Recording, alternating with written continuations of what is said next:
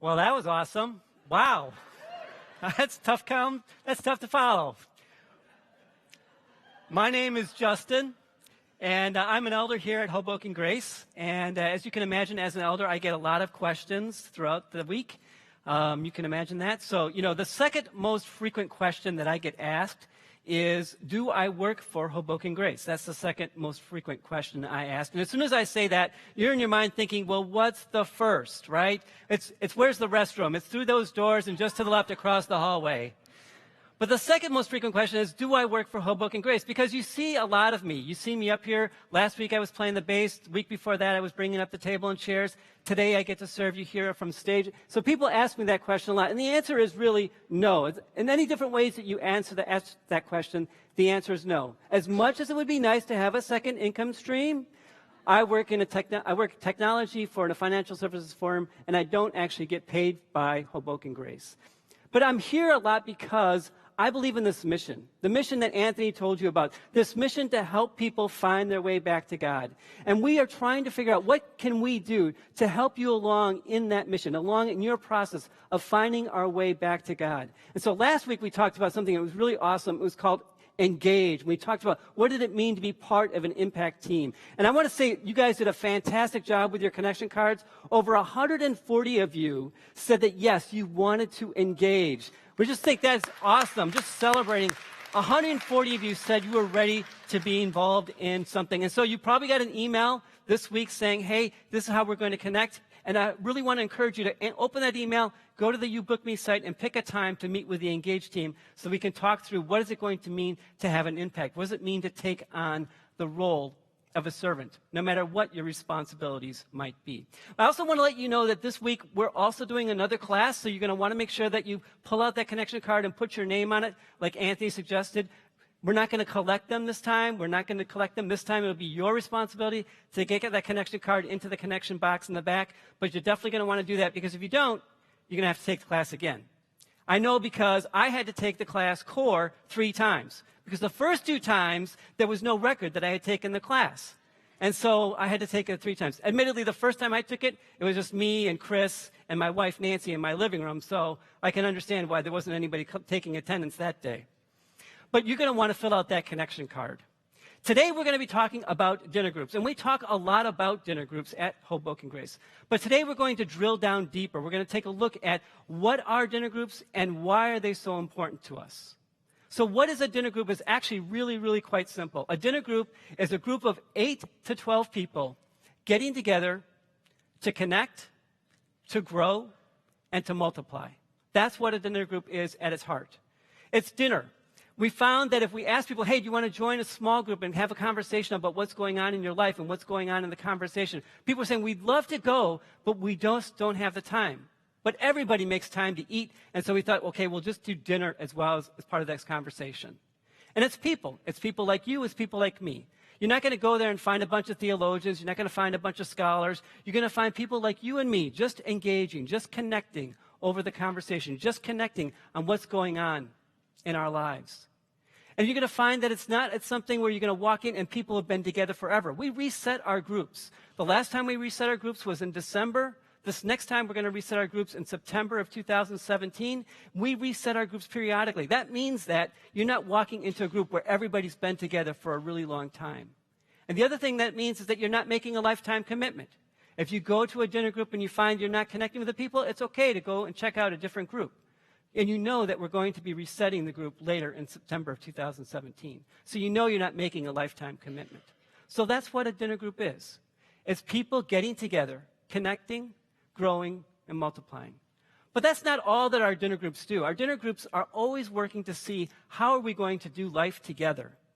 This past week, my dinner group celebrated a guy in our dinner group. He popped the question. So we celebrated his engagement. Yeah, all right. People are like, yeah, that's good, that's good. We celebrated his engagement. So we had a party. We had food, we had drinks. We even invited his fiancée and her dinner group to come join us, and we just had a celebration to celebrate their engagement. But we just do life together. The other thing that our dinner groups do is our dinner groups are responsible for setting up those events that we have week after week after week. Those events that we think, okay, this is something that somebody can invite their friends to. And when we set up these events that we have, we're thinking of several things. We're thinking, okay, What is something that we're feeling comfortable that you can invite somebody to that has never been in a church? Maybe they're not comfortable coming to a church, but they can come and meet your friends. And so that's why we set up these events that we do week after week after week. Just opportunities for you to invite your friend, to invite your coworkers, to invite somebody in your family, whoever you're comfortable inviting to that event.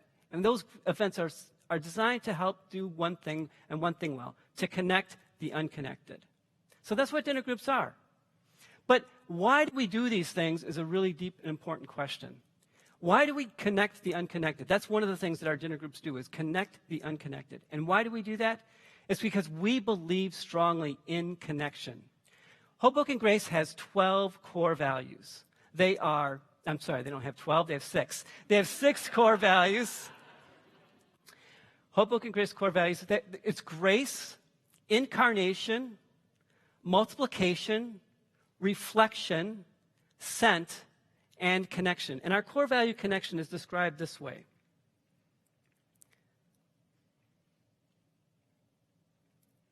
Page. Our core value connection is described this way. God is restoring the connection that all creation once shared. We join him in this restoration as we experience him restoring our connection to himself and to one another. Broken relationships will happen, but broken relationships will be restored. What do we mean by this? The thing of it is that we believe that all of us have gone astray. Each of us, like sheep, have gone their own way. And so our connection with God is damaged. And honestly, our connection with each other also gets damaged. But God is at work in the world to restore those connections, to repair those connections. And so we value that work that he's doing. And that's why we believe so strongly in connection. That's why we believe that connecting the unconnected is so important. And you can hear God's heart in this matter. You can hear God's heart in this matter when you listen to Jesus' prayer on the night before he died for us. Jesus prays this way: I am in them, and you are in me. May they experience such perfect unity that the world will know that you sent me and that you love them as much as you love me. Now let me break this down for you a little bit. First, he says, I am in them and you are in me. And he's describing the connection for us. And what a description he's making. Because from the very beginning, the Father, the Son, and the Spirit are together in perfect unity. They look out at the world and they see things through the same perspective. They see the brokenness in the world and their heart breaks for it. They see the brokenness in the world and they want to repair it. They want to restore us. And so the Father and the Son and the Spirit are together in perfect unity. And Jesus describes it for us. I am in them and you are in me. He's making a parallel here. He's saying, as strong as the connection that is between the Father and the Son, that's the connection he wants to establish between you, me, and him. We talk about it. We talk about restoring people, bringing us back to the family. And that's what Jesus is talking about. This is the strong connection he's talking about having. It's a beautiful connection that he's dreaming for us. But then he goes on. And he prays this way. He says, may they experience such perfect unity that the world will know that you sent me and that you love them as much as you love me. Wow. That is an incredible promise. That is a promise that God is making. He's saying, I pray that as they experience unity, perfect unity, that more people will know that you sent me, that you, the Father, sent me, Jesus, and that more people will know that you love them. This is an incredible opportunity where God says, hey, I'm going to use the connection that they have with each other to communicate to the whole world that I love them and that I sent Jesus for them. God makes this promise to Abraham in Genesis. At the very early time, he says to Abraham, you know what, Abraham? I'm going to use you and I'm going to bless the whole world through you. And over again, we hear God make this promise to people who have faith in him and who follow him, saying, hey, I'm going to bless the whole world through you. And here we hear it again. We hear that echo where Jesus prays, may their perfect unity communicate to the whole world that you love them and that you sent me for them. Doesn't that sound like an amazing promise? Don't you want to be a part of that incredible mission, to have that opportunity to be part of what God is doing to communicate his love? I think that is an incredible, incredible promise. And that's why we are so fiercely devoted to connection, because God is using connection in our lives to communicate to the world that he loves them and that he sent Jesus for them. It's an incredibly beautiful promise. It's an incredibly beautiful promise. So that's why we really believe strongly that we need to be connecting the unconnected. You know, and there's a ton of research about why this is so important. John Ortberg, in his book, Everybody's Normal Till You Get to Know Them, which is a great book until you read the title. In his book, he brings us to a very famous account. And you probably have heard this account. I'm going to summarize it for us. God makes light and dark and says, hey, that's good. He says, I'm going to make the sky and the land and the seas and plants and trees, and says, hey, that's good. God makes the moon and the sun and the seasons and birds and fish and animals and man, and says, hey, that's good. We know the story. But then we hear this. Then the Lord God said, it is not good for man to be alone. I will make a helper who is just right for him. Wow. God says it's not good. And I just want to clarify something for you. God is saying this before the fall. The relationship between God and man at that point had not been broken. But God is saying, hey, it's not good. And the writer of Genesis goes on to say that there's nothing that can fulfill that space for man. It's not activities, it's not money, it's not accomplishment, it's not entertainment. No other animal, nothing can fill that space until God makes another person. And then, it's sort of interesting, he even makes the point that it's clear to us that that space cannot be filled by God. We're not designed to have that space for other people filled by God. You may have heard of the idea of a God-shaped hole as something that was created by Augustine. He talked about it in the 3rd century. Blaise Pascal revitalized that idea in the 16th century. But it's this idea that there's a space in our life that is empty until we connect with God and he fills it. And we feel that tension throughout our lives, that there's this emptiness inside of us that doesn't get filled until we connect with God. And the writer is saying, hey, you know what? There's a space in our life that's empty too, until we fill it with people, until we establish that deep emotional relationship. And even if you're a strong introvert, you still realize we need to have deep emotional connections with people. We still need to have that connection. You know, I love the research that Ortberg points out in his book. My favorite one is that people who are in deep relational connection are actually less likely to get sick. In fact, not only are they less likely to get sick, but they also heal faster. In fact, they did this study, the American Journal of Medicine did this study with 267 people, and they gave them the cold. And they were 4 times, those who were in emotional relationships were 4 times more likely to fight off the cold. And not only that, those who were in good relationships, they had less mucus. That's right. Scientific research has shown that something that we already know, that friendly people are less snotty than unfriendly people. Yeah. Yeah. We knew this, though. We know that we need to be in connection. And this is part of the reason why we're so fiercely defenders of this idea of connecting the unconnected. We see that God can use our unity. We see that we need it. We see that God can use it to heal things inside of us. But once you're in a group, there's a few things you need to know about being in a dinner group. One of the things that you need to know is that it's not all up to the leader to create community. It's not all up to the dinner group leader to create community. You would be surprised how many times people come to us and say, hey, you know what? My dinner group leader is doing a bad job. They're not building into me the way that I need them to build into me. They're not building community around me. And it's crazy how many times people come to us. But the fact of the matter is that creating community is something that we do together. It's something that we all have to be working towards. You can't be passive in it.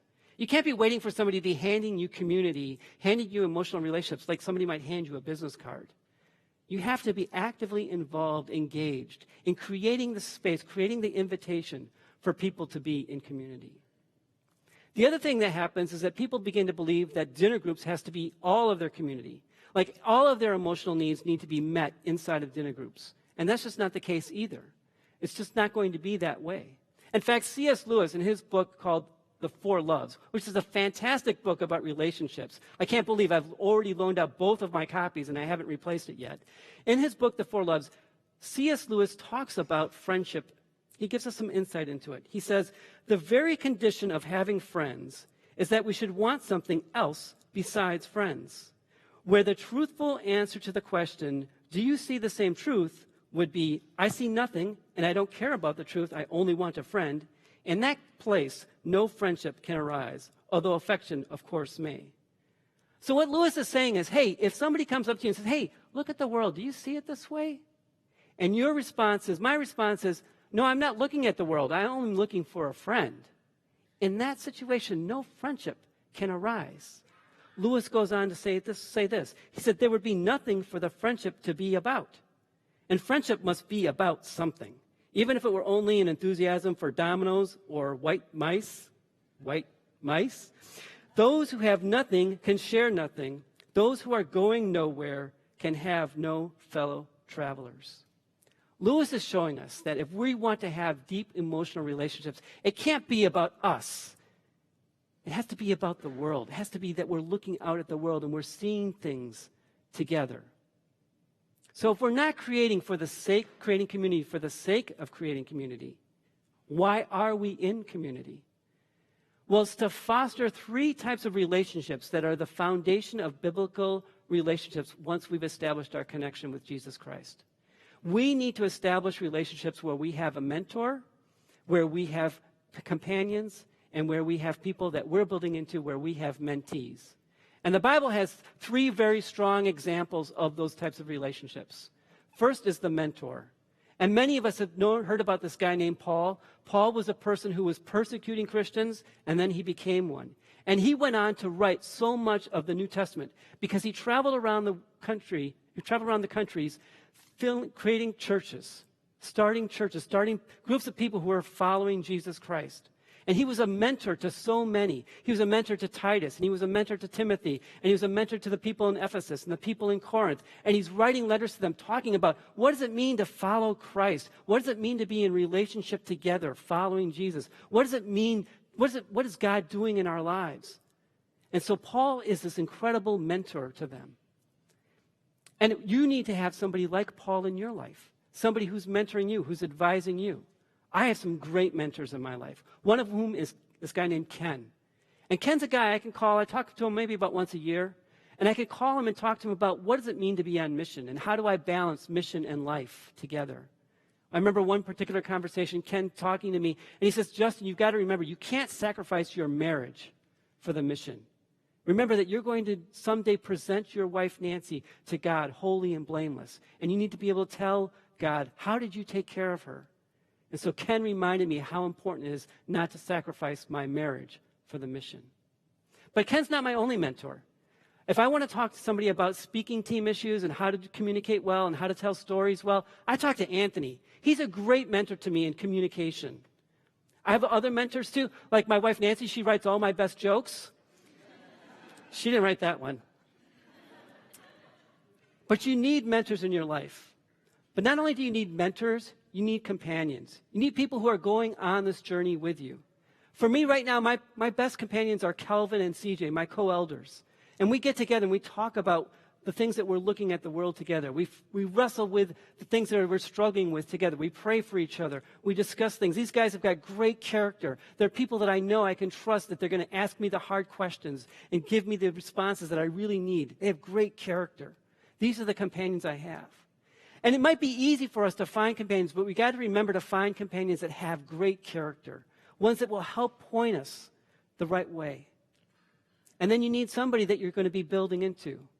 The relationship we see in the Bible, this is Timothy. We often point to Timothy because Paul mentored Timothy. And you need somebody that you're mentoring as well. And I would say that this is probably the relationship that's going to be the hardest for you to build. This is going to be the one that's going to be hardest for you to create. There's any number of reasons why you're nervous about it because you're not sure you really have anything to offer. Do I really have all the answers to the questions they're going to ask me? The good news is that you don't need to, right?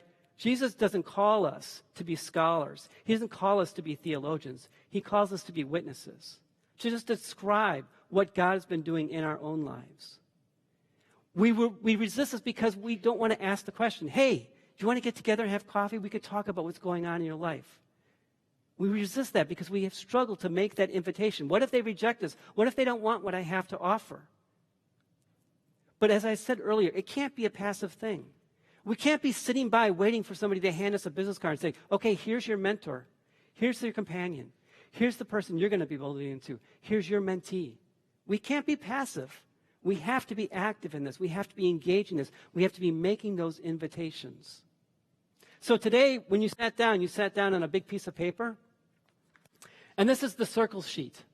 And this sheet is designed to help you decide who can be a mentor to me. Who can I be a companion to? And who can I be a mentor to? Who can be a mentee to me? And you see there, give you a couple of places for names. You recognize that it's going to be more than one person. And it shows you not only who the person is, but ask the questions, how are you going to establish this relationship? And why are you going to establish this relationship? How? Like, okay, I'm going to call him and offer to take him out to dinner so that I can have a chance to speak to him about relationships. Or maybe I'm going to call them and have a chance to talk to them about how they're handling their career growth. It's not just about spiritual things. You need a mentor. You need companions. You need somebody that you're building into in all of our aspects of life. So this sheet should be able to help you to do that. To create community, you need to develop these types of relationships. And you're not going to find them all in your dinner group. Not everybody in your dinner group. Your dinner group leader cannot be Paul to everybody in your dinner group. There's just too many. There's too many relationships. But you're going to find some of them. You'll find some of them in your impact teams. You'll find some of them in your dinner groups. And we realize that as you get more solidly into your groups, as you dig deeper into those relationships, you're going to find more opportunities to extend that invitation. You're going to find more opportunities to people that you can mentor, more opportunities where people can be building into you, more companions who are going on this journey the same way that you are, the deeper we get into these groups. The key thing there is the invitation. You know, I can stand up here and talk about the importance of dinner groups. Chris can stand up here and talk about the importance of dinner groups. Jeremy can make amazing videos that talk about how great dinner groups are.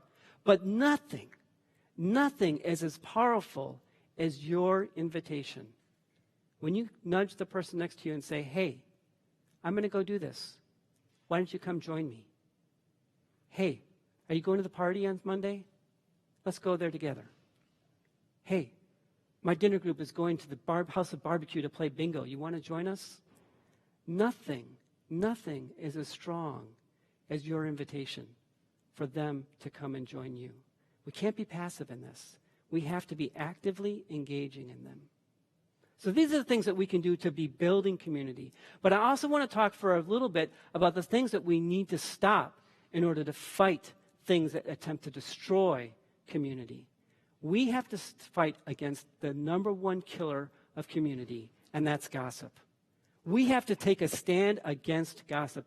Listen to what the writer of Proverbs writes. He says, a troublemaker plants seeds of strife, and gossip separates the best of friends. And nothing can destroy community faster or better than gossip. And we gossip for any number of reasons. It's ingrained in our culture. We use it for entertainment, and there's television shows and magazines and those links at the bottom of the webpage that say, hey, go listen to some gossip about somebody famous. So we think it's entertainment.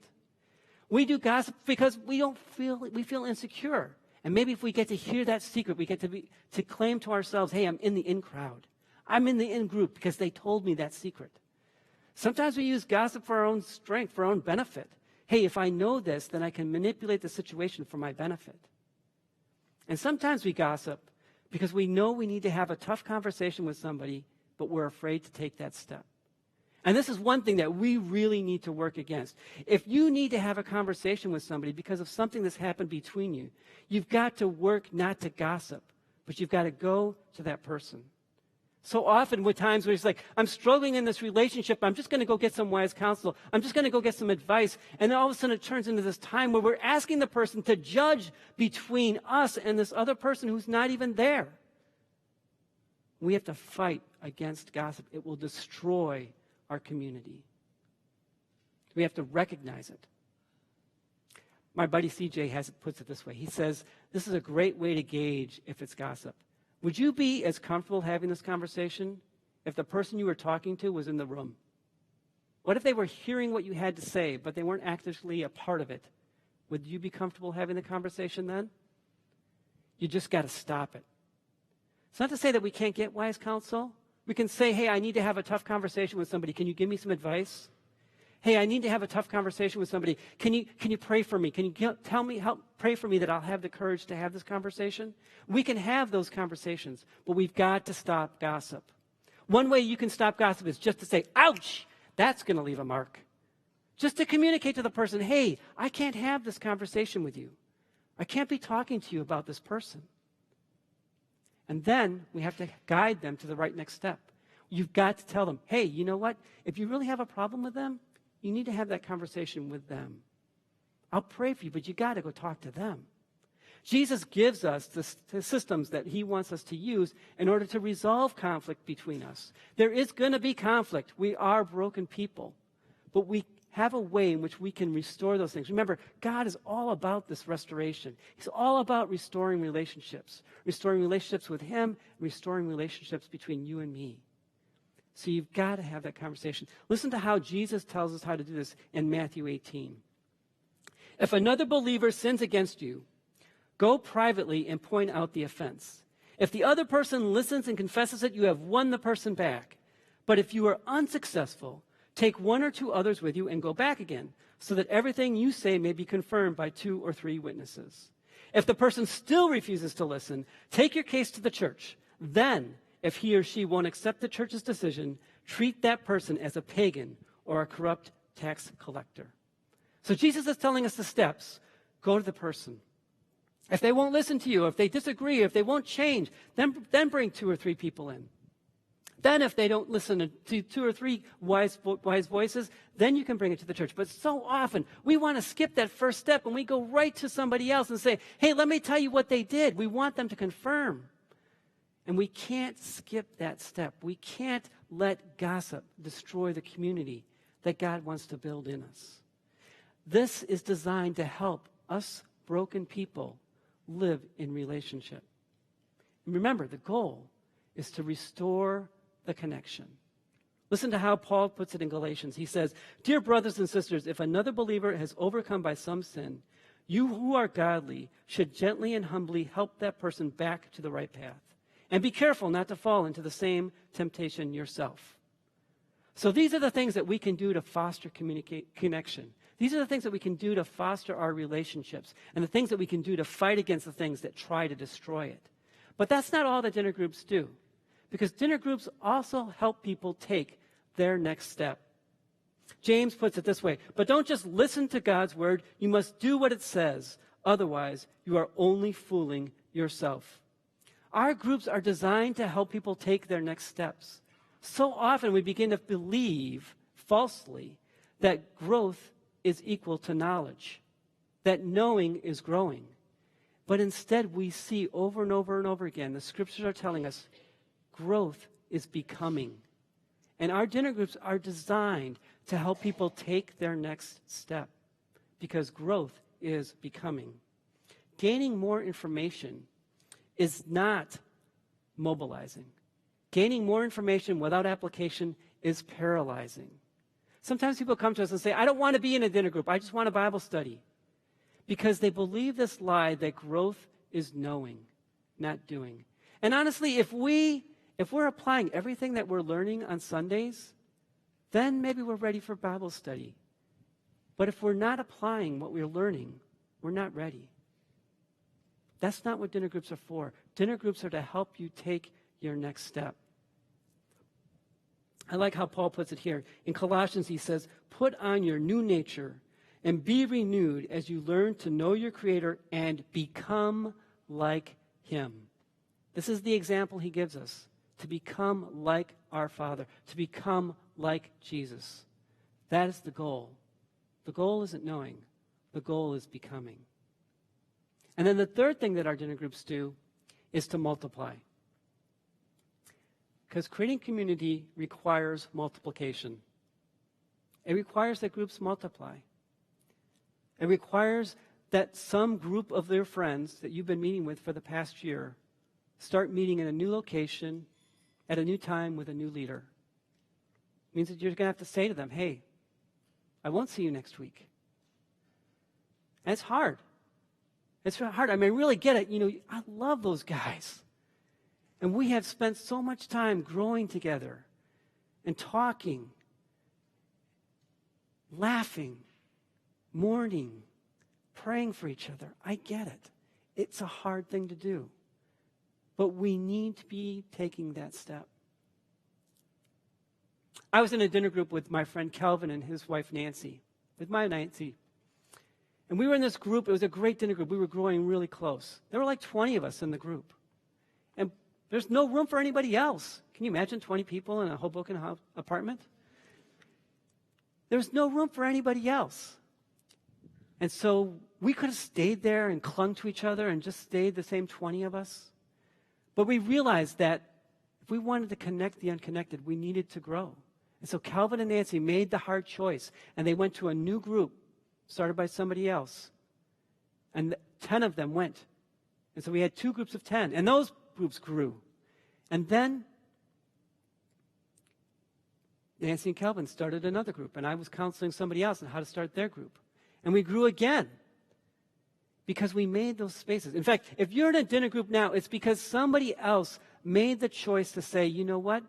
I value multiplication over my own connection. And Nancy and Calvin, you can see that they make that choice over and over again every time they create a new group. And now we have 8 couples groups, over 100 adults in couples groups. It's amazing. Why? Because they keep making that choice. They keep making spaces for people to plug in. Why do they do that? Well, they do it because they're following the example of Jesus Christ.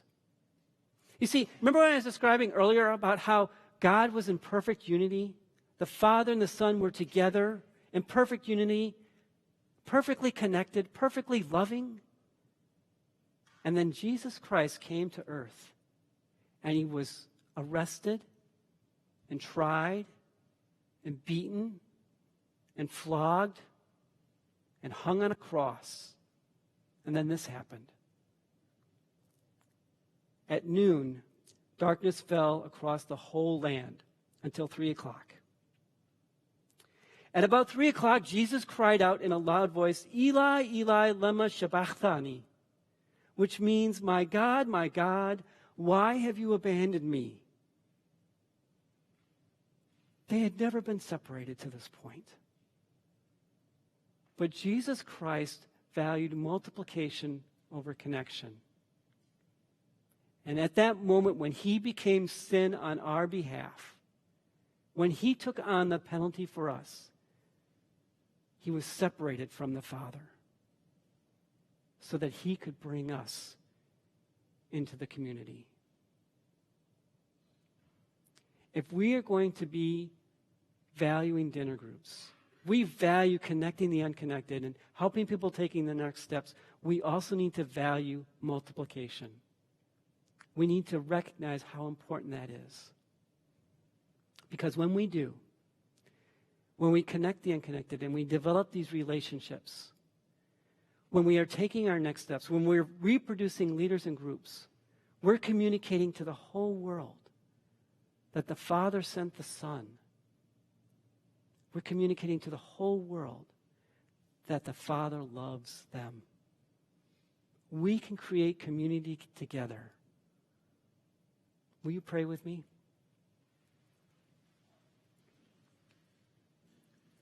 Father, we are just grateful. We are just so grateful for Jesus Christ, that he made it possible for us to be in community with you, that he sacrificed so much for us so that we could be restored to you, so that we could be restored to each other. We're just so grateful.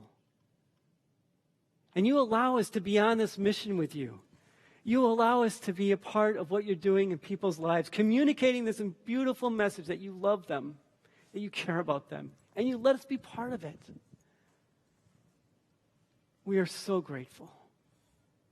We're so grateful. And I ask God that you help us to take that next step, whatever it is in our lives, that we take that next step to help create community and communicate this incredible message. Thank you so much, and we'll talk to you again soon. Amen.